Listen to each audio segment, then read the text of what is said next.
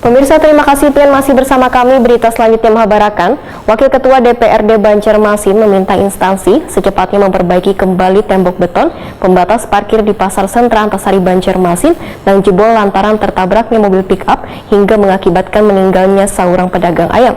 Supaya kokoh wan kuat, maka disarankan sebelum dicor ditambah dengan kerangka besi.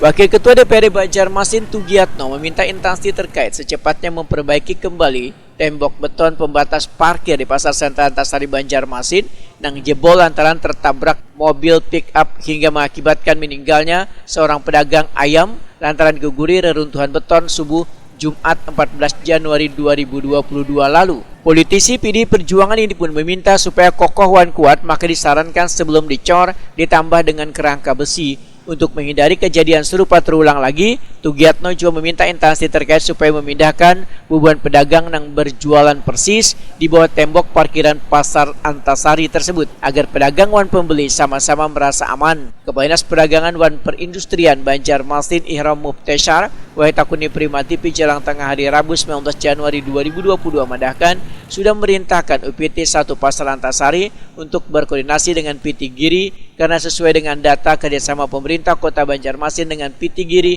akan berakhir pada tahun 2023 mendatang, sehingga pemerintah kota kada bisa menganggarkan untuk perbaikan fisik bangunan kecuali perbaikan fasilitas umum. Terkait dengan pedagang yang persis berada di bawah tembok, ujar Ihram Mufteshar, bisa untuk diatur, namun ditinjau dulu ke lapangan untuk dilakukan komunikasi dengan pedagang.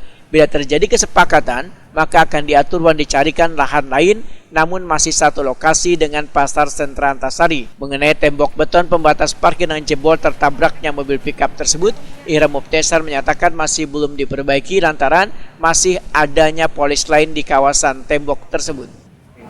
Sebenarnya bisa kita atur, nanti kita tinjau ke lapangan, kita lakukan komunikasi dengan pedagang.